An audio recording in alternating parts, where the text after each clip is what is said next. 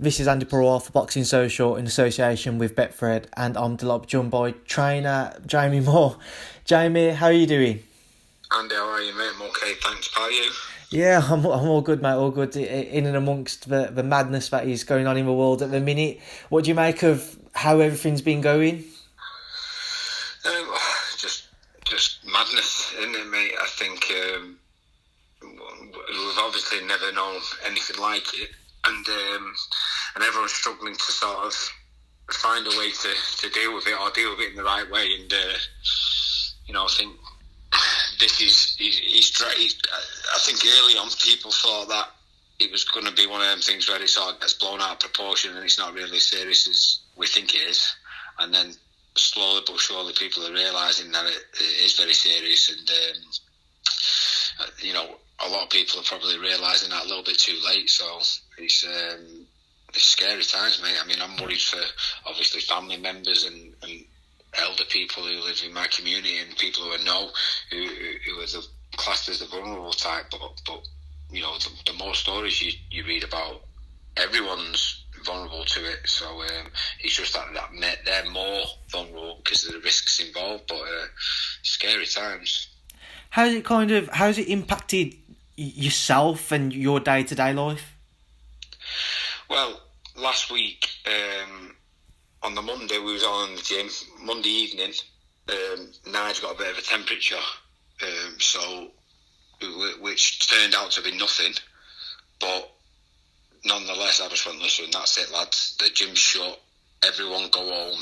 Keep yourself to yourself, because just in case it is something more serious. It doesn't, from what I'm reading, you don't really get any symptoms for about 5 days to a week. So keep yourself to yourself. Try not to be in contact with people, and just see how you go on. And luckily, it looks like everyone's all right. But I've just had to shut the gym and basically shut up shop. And then from that point, my wife works with kids in care, because we decided to isolate ourselves from everyone. She had to do it. And I took my kids out of school because I didn't see the point in everyone isolating, but yet sending my kids into school where there's obviously 1,000 kids in their school, and then plus all their relatives. So potentially you may as well be mixing with 5,000 people. So I made the decision to take the kids out of school before they decided to tell everyone to stay at home. And just keep ourselves to ourselves until this blows over. How's it kind of impacted your own plans and preparations with regards to the boxing side? Obviously, it's a very small matter at this moment in time with everything that is going on in the world and the worries everybody will have. But yeah. How has it impacted your preparations and kind of what you did have coming up in the next few months prior to everything being delayed? Yeah, the fight's what we had coming up. Scheduled for April was we had Akib Fiaz back out again in Oldham, and then that was the 18th. Then the week after we had Chantal Cameron and Stephen Ward, both on the same night but in different places. So obviously that's just come to a standstill. Basically, this is one of them situations where by far, life and health and people matter miles more than boxing or whatever line of work you do. So we just have to make a decision to just stop whatever we're doing. We've all decided to isolate ourselves, keep ourselves to ourselves. All the lads, we're all in contact, obviously, on the gym group on WhatsApp. So they're all keeping themselves fit, ticking over. They've all got a little bit of stuff that they can do in their homes and stuff. So it's just a case of trying to, keep yourself relatively fit, keep yourself healthy, and hopefully in a few months' time, when all this blows over, they'll be in a position then where it won't take too long for them to get back fighting fit and get back in there as soon as possible. But this is one of them situations, and where even though it's your job and it's your livelihood, and people have got to earn money at the end of the day, but you can't do that at the minute. And it's the last thing on my mind, to be honest with you. At the moment, boxing is they couldn't be furthest from my mind.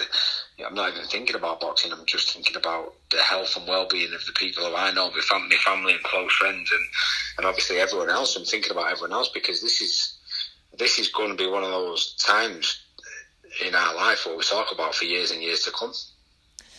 Something you said there, boxing's obviously at the back of your mind at the minute, and you're not really focusing or thinking about it, which is obviously more than understandable. But prior to this, you would have obviously been in talks with various other fighters, promoters, and trying to help sort out deals for your current crop of fighters moving forwards. During this break that we're going to be having now, how does the kind of the boxing world work with regards to trying to make fights? Does everything just get put on the back burner and nobody really has any discussions? For example, the Frampton-Herring fight, everybody was expecting something to be made, an announcement at some point. Yeah, so I mean, as far as I'm aware, from the management point of view, the deal's been done for Frampton-Herring. It's just, obviously, because of the situation, it's the venue and the date is just not able to be put in place at the moment. So until all this blows over, that won't be able to take place. But they've done the deal for the fight to take place. So if that's actually true, then I'm assuming that the contracts have been signed and stuff like that, and that means that as soon as everything's back to normal, then that fight will take place.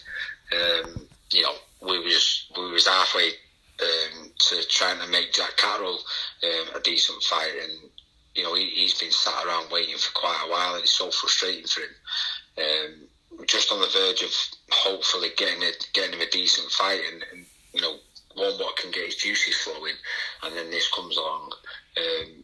So obviously it's very disappointing from a career point of view, but from a human being point of view, from a lifestyle point of view, it doesn't compare. These bigger things happening in the world. So Akid Fiaz, who's one of my younger lads, who's a real good prospect. He's 5-0 now. Just about to sign a contract with Eddie Earn, and because of everything that's going on, and the big shows having to be moved, and dates being shifted into June and July, and hopefully they're going to be able to take place, but that's still uncertain. So the last thing on Eddie Earn's mind is signing up a 5-0 young kid prospect coming through. So our kid was on the verge of, being really happy with the deal what he's just been presented from Eddie Earn, and that's just going to have to be put on the back burner until everything's back to normal. So, these are all things like that can happen without a crisis going on. So it's just going to take a few more months to put things into place. But, Martin Murray, was talking with Martin Murray the other day, and he said early on in this year, this is going to be my last year fighting, and then I'm done. So it could very well be the fact that this year plays out and there might not be any boxing this year. So so if that is the case, and he still sticks to what he said early on, then Martin Murray will never fight again. So there's so many different scenarios and stuff going on which you just can't predict. So that's why I'm saying to you, there's not really any point in giving it any energy at the minute until our main focus and our main energy should be on people's health and well-being, getting everything back to normal as swiftly as we can. And then once things start to slowly fall back into place, we can start thinking about boxing. But, while we get this time to sort of reflect, we can sort of dream about the matchmaking, what we can do, and try to entertain ourselves that way, eh?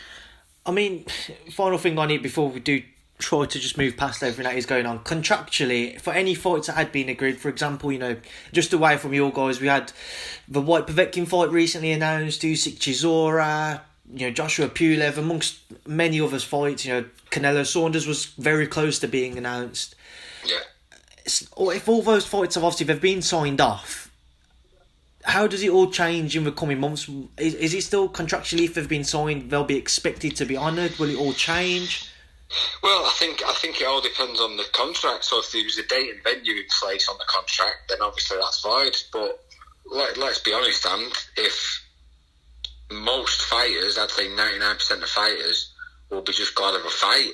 So once everything's back up and running, any fight would be suffice for a fighter who does it for a living and needs to earn money. So those fights, what you just mentioned there, are big fights. You know, they're very, very good fights, and they'll all be getting paid very well from them. So I'm pretty sure none of them are going to want to back out of that fight when they get the opportunity for it to take place. So, you know, Canelo, Billy Joe Saunders, I'm pretty sure will go ahead as and when it comes, when the time comes for it to take place. Usyk and Chisora, you know, they're all really good fights, and I want to see them take place, and I'm sure the people involved in them want them to take place. It's just they're just going to have to wait, and then I'm sure when the time's ready, they'll jump at the opportunity to pick it up where they left off. Because if they have agreed terms and contracts, then the monies will all be set in stone already. It's just a case of going, right, well, you know, that date's got to change, but are you still happy with that deal? Then I'm sure they will be. I mean, I know I said a final thing, but just on the football front as well, as I know you're a big Man United fan, you must be hoping the season will be null and void now with Liverpool being so close to that title. Oh, mate, do you know what? I've got to say, even though it was funny at first and we was all laughing going, listen, the best thing that can happen is for the league to be void and stuff like that.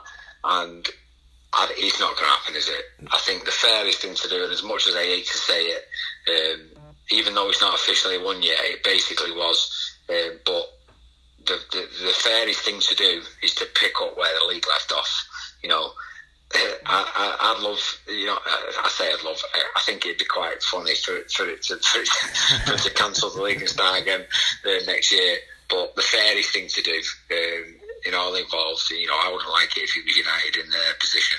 So I think the fairest thing to do is just pick it up where we're left off, as and when it can take place. You know, we're starting fifth, and because City have been cheating with the money as well, we stand to get Champions League if we don't win the Europa League, which is our first sort of protocol. But if we don't win the Europa League, then we've got to get top four, or it'll be top five now. So yeah, from a footy point of view, it's not great. One of my main hobbies now is going watching United. Me and my son go with our mate, my mate John and his son Harrison. We go to every home game and most away games.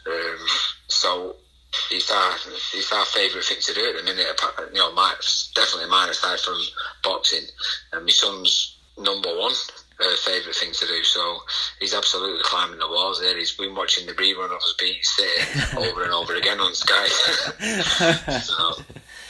Alright, Jamie, just to try and move on then and try and get some form of boxing talk in for as hard as it is with everything that is going on. Let's do some fantasy fights then, eh? Why don't we have a little bit of crack and see what the best fights we can make?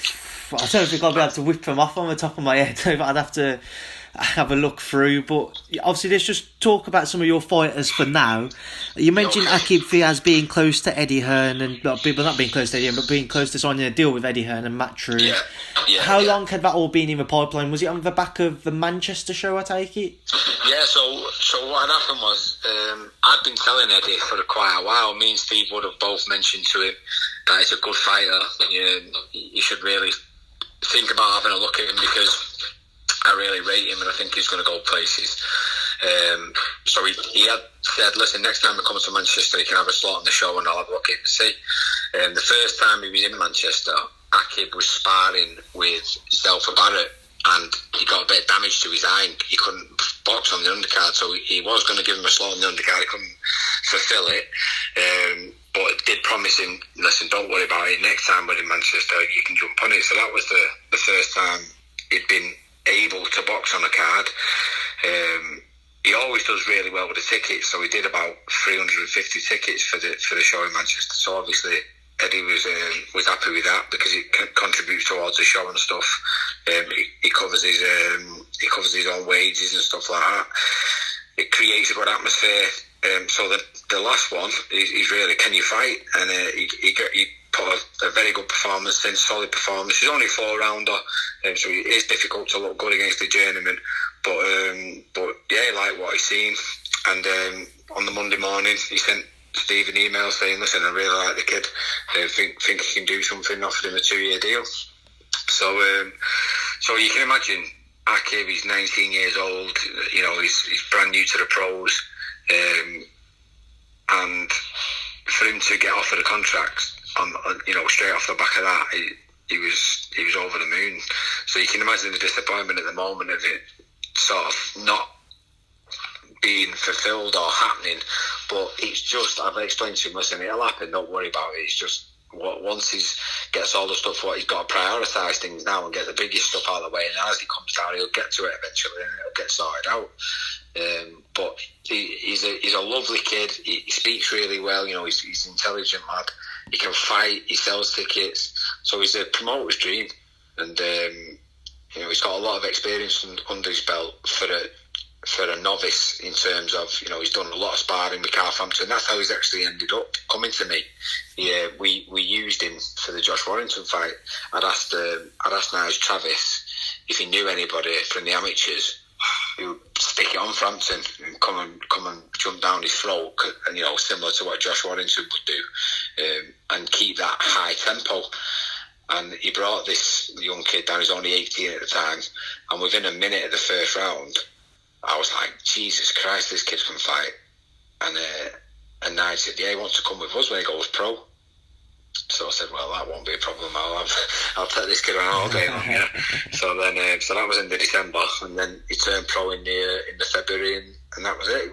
He's cracked on from there. But he's coming in leaps and bounds, just being around the fighters in the gym, and then obviously toward the end of his first year, he's the icing on the cake. It would have been where he's got a promotional deal with Eddie on the biggest platform in Britain, and it'll happen. It's just, like I say, it's just a little bump in the road at the minute. Also, I know whenever we speak about Akib, you always speak very highly of him and his potential, but as with every boxer, when we're starting out their careers, we're starting off facing the journeyman, facing the guys who have similar records to themselves, 1-0, 2-0, etc. As Akib's reached 5-0 now, he'll still be probably going through that phase of just gaining the experience in pro ranks. He's only 19, like you've said. But in your own opinion, what level do you actually feel like he could operate at? I know you probably hold him back a little bit, but where do you feel he could operate at? So, in terms of technicality, his skill set is very, very good. I mean, Frampton is a world-class fighter and has been for many years. And, obviously he's only sparring, so you can't judge it off just that, because smaller gloves, head guards, in contests and stuff like that. But, he does very, very well with Carl. We took him over at Vegas when Carl was boxing over there. We used him as a sparring partner. So we used him for the Josh Warrington fight for the pressure. And then as time's gone on, I've said to him, you can box like fuck you. I don't understand why you want to fight all the time. And he said, that was the way it suited me in the amateurs. So I got him boxing more now and using his skills or his attributes much better. And I think he surprised a lot of his fans, because I don't think they realised he could box like he can. They're just used to watching him have a fight.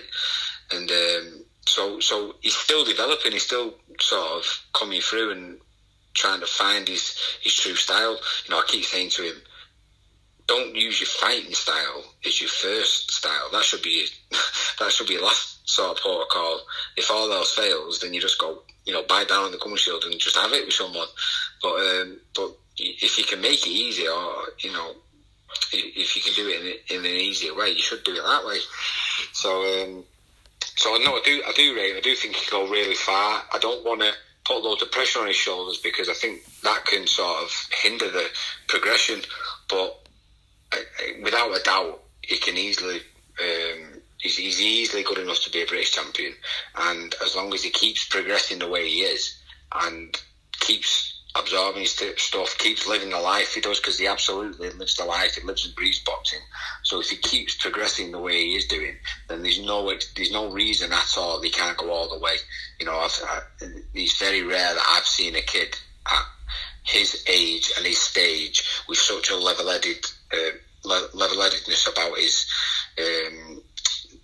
performances and the way he goes about it. He doesn't get carried away with himself. So it seems like he's got all the ingredients where he needs to go all the way, but only time will tell. Just to move away from Akip then and on to Martin Murray, somebody you mentioned earlier on at the beginning of this interview, and Martin's plans originally were to possibly retire by the end of this year. He didn't really want to go beyond that before everything that kicked up has. But how long has Martin felt like that? How long has Martin kind of felt like this will be his final year as a professional? Well, he's not really.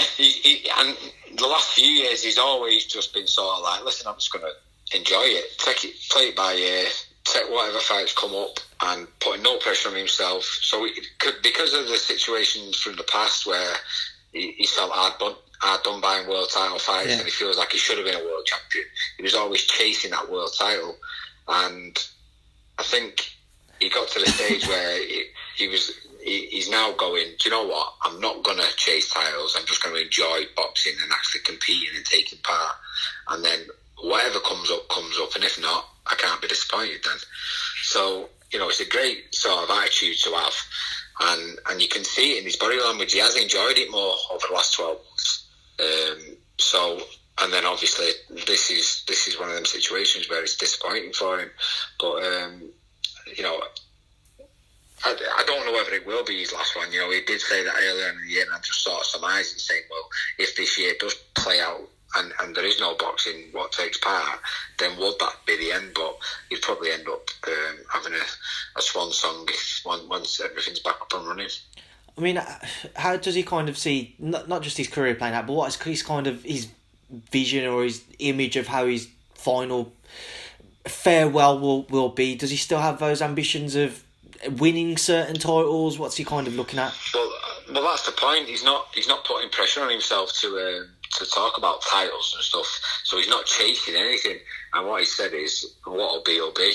You know, if a good fight comes up, whether it be for a title or just a good fight in itself, then he take it, because I think he's probably gonna concentrate on super middleweight now rather than middleweight, because I feel like, you know, the older you get, the harder it is to make weight. He's probably stronger at super middleweight. So there's some decent fights out there, and he's still a name. So he's just of the mindset, let's see what pops up, and if it makes sense, then let's do it. Just moving away from Martin then and onto Frampton. Obviously, we mentioned earlier the Frampton-Herring deal. You said that it was all pretty much agreed, obviously just waiting on the date, the venue, etc. So whereabouts did actually everything get to? Was the contracts just signed with the exception of that? Well, I don't know the absolute ins and outs of it, but from what I can gather, they'd agree the deal. So I don't know whether the contracts were signed or not. Okay. So they agree the deal. The deal's there in principle. It's just we've got to wait on the day and venue.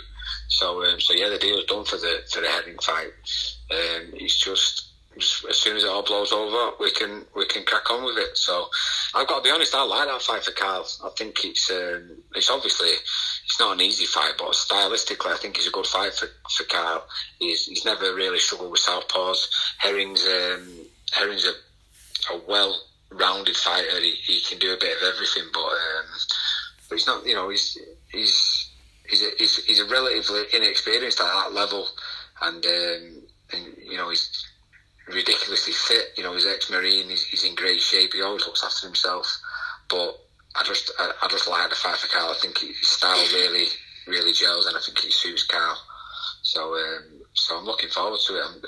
It's just like everything. It's just frustrating in the moment because we can't really get our teeth into it. I know it's obviously it's something which you wouldn't really have a chance to think about a lot. But where was you guys looking at putting the fight? Where did you see it taking place? No, the dream has always been for Carl for it to take place at Windsor Park. In fact, that wasn't even really thought of. We was always expecting to have to go to America for it, and then Bob Arum wanted it in Belfast. So and then as soon as Belfast gets mentioned, the only obvious place for a fight of that magnitude is Windsor Park. doesn't make sense to put it anywhere else, because if you're going to go smaller than that, you may as well be in Vegas. The only reason you've come to Belfast is for the fans to be able to watch it, and the only place big enough to do that is Windsor Park. So it's, from what I can gather, it's going to be Windsor Park. It's just basically a date, but even Windsor Park's not nailed on yet. Just moving away from Carl then, and just to go and talk. Just want to touch on Josh Warrington. Obviously, Josh recently signed in with Matchroom. What did you make of Josh's decision to do so, and how that will kind of change any opportunities he'll have moving forwards? Well, listen, Josh has got to do what's right for his career, and if he feels that it's the right move at this point in time, then it's the right move, because any decision you ever make, it's either the right one or the wrong one, depending on how it plays out in the future. So no one knows if it's the right or wrong decision. It might seem like the right one at the time, or perceived by everybody else as the wrong one, but then in the long run, it might turn out good for him. So, I'm sure Eddie's given him a good deal. I'm sure it all makes sense for Josh to do it. So then it's the right decision for him and his family. He was, by all accounts, from what I can gather, he was struggling getting the big fights and unification fights, and he probably feels like he can get more options with Eddie. So it obviously makes sense for him. I don't think it'll affect any. I think if you're asking me, in the future, if Carl did win the fight against Herring, would it affect a rematch between them two in the future? I don't think so. I think, a fight of the year, the contest they put on in the first fight, and then, I'm assuming if Carl does win, and then they did rematch, it'd take place at super featherweight. So you're not going to, a fight of that magnitude, even though it's more difficult to make with cross promotion, it's not impossible to do. It's been done many times in the past. So I don't think it'd be a problem. But you can't overlook someone like Jamal Herring. It's just ridiculous to even think that. You'd have to be stupid to do that. We have to fully focus on that fight first. But I'm not sure whether Carl Frampton would fight ever again after that. He's certainly not one of my favourite options for him to fight again. I've been pretty vocal to him personally that not enough fighters get out at the right time, in the right position. And I would love nothing more than for him to win a world title. Not necessarily against him. This is us having a conversation about anyone. I'd love nothing more than for him to win a world title and get out at the very top. Not enough people do it. And financially, he's done very, very well for himself, so he doesn't need to fight for the money. So, I'd love him to walk off into the sunset and retire happily ever after with his family. Your health is more important than anything. Moving obviously away from Carl then, and on to Rocky Fielding. Where did kind of the land lie with Rocky? What did you have in place, or what was you kind of discussing with him? Well, Rocky was just literally sat waiting for the next option. MTK was on the case, trying to get him a good opponent. They put his name out there to all the promoters at super middleweight to offer him it to see if there's any fights out there available for him. But as the point where everything comes to a standstill, there was nothing in place. So it was just a matter of sort of just waiting, treading water and waiting. So it's probably a little bit of a frustrating period of time for Rocky. Because like I said, there was nothing in place for him. So it was just a matter of sitting around and waiting. It's obviously been something which has kind of happened to Rocky for various points in his career. How has he kind of dealt with that, not having certain fights being put in place, not having something to kind of get his teeth into? Yeah, it's difficult. Obviously, it's so frustrating for him. I think Rocky's in one of those difficult situations where, big punches find himself in where you may be too much at a risk and not enough reward. So people don't want to take their risk against him because they know he's a dangerous puncher, and there's not that much of a reward for it. So It is a difficult situation, but MTK's absolutely brilliant for creating opportunities for their fighters. So I've no doubt that they'll get him an opportunity somewhere along the line. It's just, like I say, it's just a case of him waiting for that opportunity to arise. It's frustrating. I mean, you've got to look at Jack Catterall, for instance. You know, Rocky's been a world champion and he's had them opportunities in the past, and this is just another one of those little phases where he's having a way around. But Jack Catterall is the one fighter that I've got to say I feel so sorry for, because he's done everything ever asked of him, and he got made mandatory for the world title 18 months ago, and he's still not had the opportunity to fight for it. He's not, through no fault of his own. It's just politics and stuff. It's just like, I don't know what more he has to do to get there. And again, I know MTK do everything in their power to try and get these opportunities for him, but for whatever reason, it's just, at this moment in time, it's just not being able to do. I know there was talk of him, because the WBO title, what he's mandatory for, he's tied up with Ramirez, and he's the WBC champion as well. So he's mandatory for the WBC. He's pistol.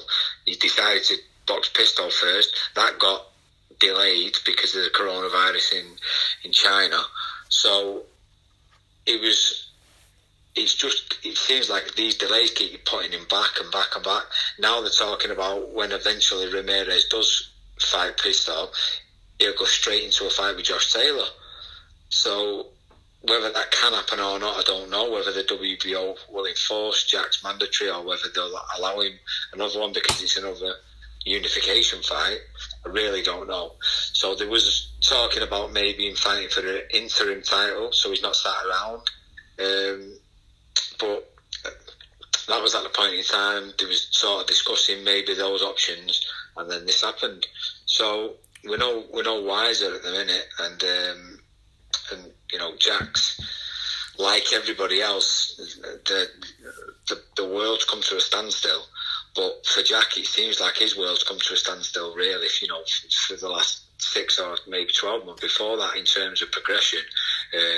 You know, MTK have done a great job keeping him busy and keeping him active, but in terms of getting the fights what he wants, it's just not possible at this time. So I'm sure out of all the fighters who are frustrated in the minute, Jack Catterall's got to be one of the most frustrated, and for good reason as well. It's been a tough time for him. You did say earlier on once again that he was close to having something to announce. What exactly was that? Well, he was. I can't really say. He was, to be honest with you, he's promotionally. He's with Frank Warren, and they was trying to do a deal with somebody to get a fight for him, and it was a decent fight. But the details of it, I can't really lie on the bag. I've got to ask Jamie. I've got to try and get something out of you. Of course, yeah. Obviously, just moving away from Jack then. Stephen Ward, obviously, he was planning on moving up to cruiserweight, or is planning on moving up to cruiserweight. How did the initial maybe training phase go until, as once again, everything come to a halt? Brilliant. Yeah, listen, he come in the gym and he's like the bloody Incredible Hulk. He's absolutely massive. So, like, he's over 15.5 stone and he's still got abs. So, you know, it's all right being wise after the event, but I told him nearly 3 years ago when he first came to my gym that he was a cruiserweight. I always said he shouldn't be boxing at light heavyweight. He was too big, and you know, he did well, and he got some good wins. He was in a great fight with Liam Conroy, but I said to him straight after that fight, I'm telling you now, if you say you're fighting at light heavyweight again, I'm not training you because it's dangerous. He then begged me because the opportunity came up for the golden contract, and I sort of, even though I didn't want to do it, I bent a little bit because the opportunity what that was presenting for him could potentially have paid for his house. You know, he could have been mortgage free because of it, and sort of the risk was worth the reward in that sense. You know, it could have changed his family's life. So I couldn't really stand in the way of that. But I said to him, if you lose, then straight away you're going up. And he agreed with me. And he feels miles better for it. You know, he's got to try and keep that athleticism, what he had at light heavyweight, because that'd be a massive bonus for him at cruiserweight, because they're much bigger. There's a massive gap in between the weights. I think that was his worry, was that there'd be such a big gap. But if anybody should be moving up from light heavyweight to cruiserweight, it'd be Stephen Ward, because he really is that big. He's huge. He looks like a natural cruiserweight already. Usually it takes someone time to fill into it, but he really does fill in. As long as he keeps that athleticism and that mobility, then I think he'll do really, really well there. We always hear stories of fighters going a bit too long at one weight, sticking to one weight, because that is where the opportunities might lie. And in Stephen's case, he had the Golden Contract tournament prop up to him, the chance to earn a minimum, you know, if he'd have won it, 5 fights, £100,000 each, like you say, he could have sorted out his future. But with the risk factor, and you've spoken about his weight, getting down to it, does he see, like, did he understand the risks that he was taking? Was it worth it completely in his own eyes? Well, I think everyone understands the risks, don't they? And I've got to be honest, if Stephen Ward wasn't as disciplined and dedicated to his job as he is, they would never in a million years would it have been able for him to be able to make that weight. I've never known an athlete as disciplined as Stephen Ward. I've got to be honest. He's unbelievably disciplined, and maybe that even to a point of is has a negative effect. I.e., he was that disciplined. He was able to fight at light heavyweight, so it was detrimental to his performances in a way that he was so disciplined. So, you know, it's difficult to sort of understand that, but sometimes, you know, people are that dedicated to what they want to do, they overtrain or they overdo what they're supposed to do. And Stephen Ward overdid the dieting. He was that disciplined. He sort of got too light. So everything's a lesson now, and he feels sturdy now. You know, I think the best way to lose in a situation like that is the way he did, because you're not taking a sustained beating. You know, you're not continually taking headshots. He was short and sharp and fast, over and done with, and then he can sort of take the lessons on board, realise that he shouldn't have been fighting that way in the first place, and now he can re-establish himself at cruiserweight. Just to get a word on Chantal Cameron as well. Chantal was obviously going to fight on that Doncaster card. How's she kind of ticking over now? What's her kind of, well, what were her plans? Well, yes, the plan is for Chantal to be fighting, it was for her to be fighting for the world title before sort of June. She was she's mandatory at 2 weights, and Eddie, she's now with Eddie Earn, and he's got the ball rolling for her to be boxing for the world title. So the 6th round on the Doncaster card was basically just to keep her ticking over and introduce her to Sky and Matt, you know, first fight for Matchroom, and then it would have been announced, I think, after that, once all the stuff was put into place, that she would have been fighting for the world title. So again, that's frustrating for her. It's not ideal, but, you know, Chantal Cameron will be a world champion without a shadow of a doubt. She really is that good. Not many of the top women in or around her weight card be what a fighter. So it's just a matter of getting the opportunity, and with it being mandatory at 2 weights, it opened the doors for different sort of avenues. But she decided to set the one at 10 stone instead, because she felt like it might open the door for the Katie Taylor fight, because she'd moved up at that point in time. But you know, at this moment in time, that fight's really not sort of viable. Katie's already tied up and stuff like that. So I think Chantal, she's mandatory for McGaskill, but then McGaskill announced that she was moving up to welterweight to box for the world title at welterweight. So as it stands, I think Chantal might end up fighting for a vacant title. But regardless of who's in front of her, I'm very, very confident that she can beat anybody at that weight division in the world. That's how much I rate her. She really is that good.